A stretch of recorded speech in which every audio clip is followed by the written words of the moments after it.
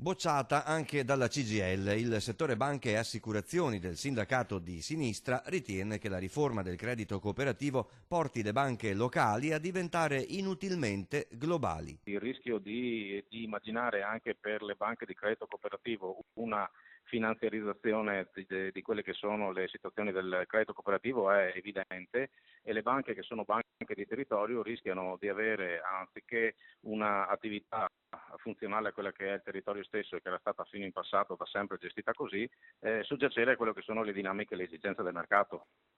La riforma porta le responsabilità, soprattutto per quelli che sono gli affidamenti più grossi, a centri di governo del rischio che non sono certamente più a livello locale, per cui tecnicamente sì, il rischio di dover decidere di scelte sul territorio, che scelte sul territorio possono essere fatte in altri ambiti. Banche lontane, secondo la CGIL. Uno spiraglio sembra venire da due emendamenti Lega 5 Stelle al progetto di legge che rimetterebbero in discussione l'essenza della riforma. Le banche di credito cooperativo possano, qualora avessero determinate caratteristiche, non siano più obbligate a entrare nei gruppi. Questo di fatto minerebbe alle fondamenta quella che è la vecchia tipologia di riforma, perché mentre prima le BCC erano obbligate a partecipare ai gruppi bancari, a mente di questa richiesta, di questi emendamenti, potrebbero le banche evitare di coinvolgere a nozze nei gruppi. Dal lato dipendenti il contratto lavoratori delle BCC è scaduto da 5 anni che per alcune realtà sono stati molto difficili,